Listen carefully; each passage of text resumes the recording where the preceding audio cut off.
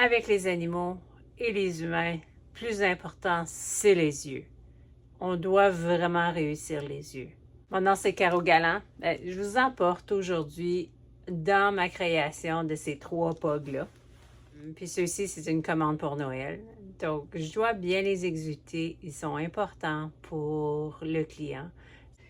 J'ai déjà commencé, fait que vous pouvez aller voir les autres vidéos avant qui expliquent le processus. Puis je continue à faire des vidéos pour que vous pouvez suivre comment ça va. L'étape la plus importante, les yeux. Il faut vraiment que j'aie une grande période de temps assignée pour aujourd'hui. Je ne dois pas faire des grandes erreurs, puis je dois vraiment être dans une situation que je suis bien organisée pour bien réussir. Je déplace pour m'assurer que je suis vraiment en bonne position, ma photoréférence à mes côtés, mon sujet à la bonne hauteur. Je vais sortir assez de peinture pour qu'est-ce que j'ai besoin, pour pas que je perde de temps à aller chercher la peinture pour mon sujet.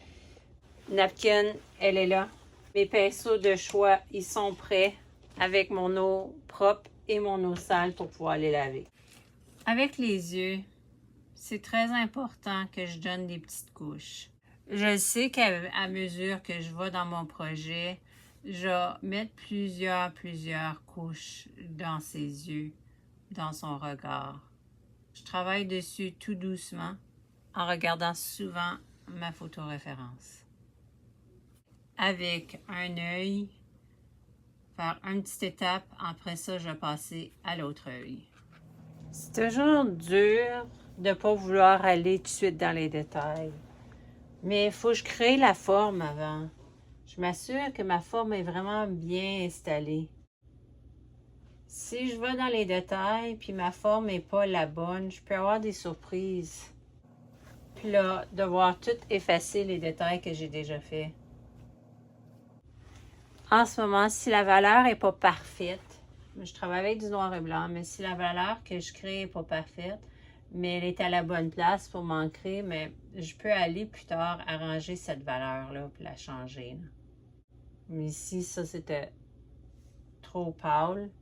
Je l'ai juste changé un peu, mais vraiment, c'est juste pour que je me rappelle que là, il y a un petit creux de rien, là, puis ça rentre dans l'œil, là. Pas dans le nez, mais il me restait de la peinture, puis c'était la bonne couleur. Puis c'était tout proche, fait que je suis aussi bonne à déposer cette peinture-là avant de changer de couleur. S'éloigner du projet, c'est toujours bien important. Là, je viens de remarquer que mon chevalet, il est tout croche.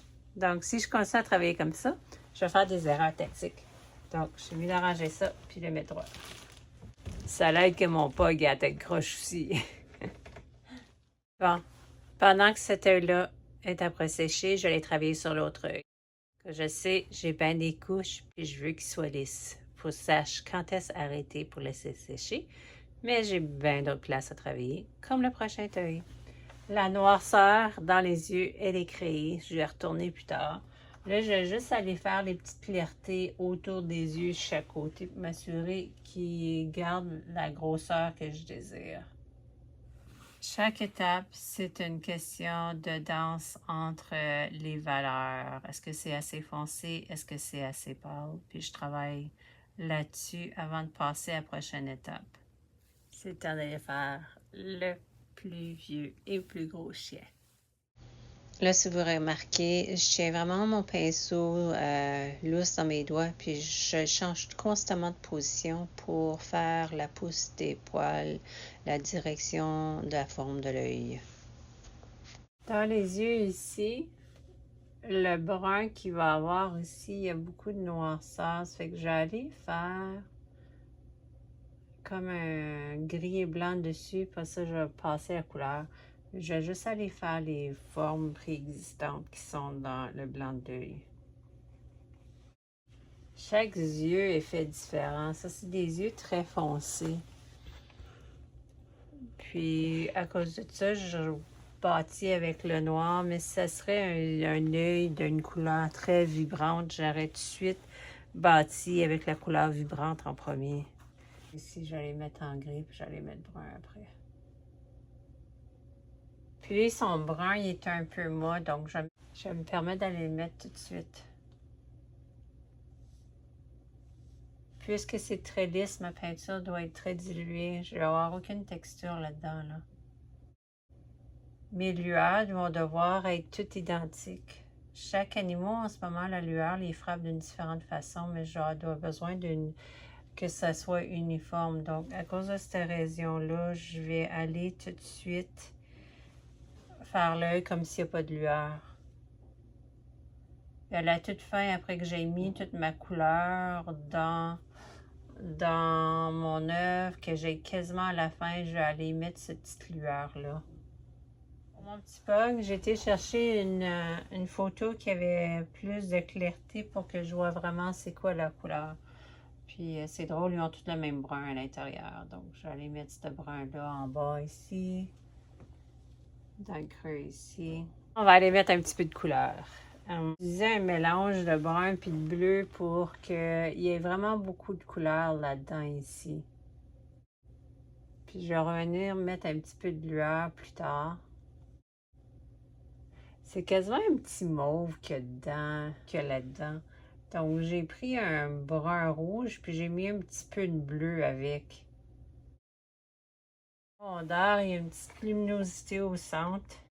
Le blanc, puis je vais essayer de faire cette luminosité avec déjà mon mélange. Pourquoi c'est un petit peu plus pâle à cette région-là? Mais c'est à cause que c'est un globe. Donc c'est rond, donc c'est normal que au centre, ça soit un petit peu plus pâle. Causer la rondeur, plus il y a l'ombrage de la paupière. J'ai changé de pinceau. Pendant que les autres sèchent, je vais aller remettre la définition ici.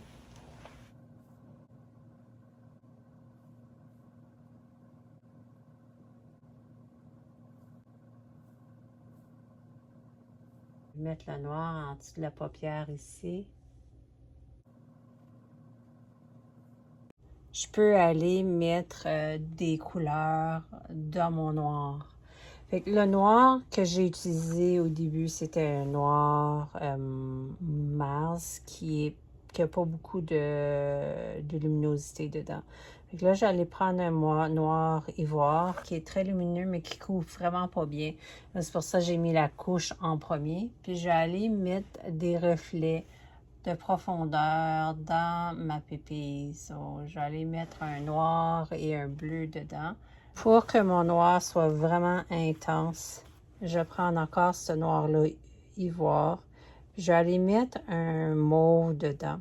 Mon sujet, il est couleur beige. Donc, en cherchant un mauve qui est une couleur opposée à mon beige, pour aller mettre plus de noirceur. Fait que le noir va aller plus intense ou que l'ombrage dans mes paupières. Transparent un peu, donc je passe par-dessus ce brun-là pour on le voit un petit peu encore en dessous.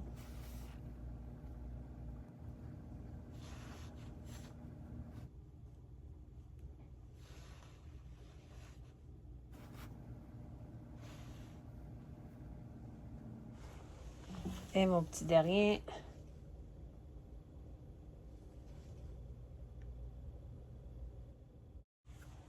Les yeux sont terminés pour l'instant. Je ne peux pas continuer jusqu'à temps que je sache les couleurs que le client veut pour son essence. Cause qu'est-ce qui se passe? Les dernières étapes qui me restent dans les yeux à faire, je dois avoir les couleurs environnement et la clarté de savoir d'où qu'elle vient. Mais c'est suffisant pour moi en ce moment. Je peux procéder au restant. L'ancrage, elle est là. Il me manque le piquant des yeux que j'ai hâte de faire, mais c'est correct, ça va venir. Et maintenant, je passe à la prochaine étape.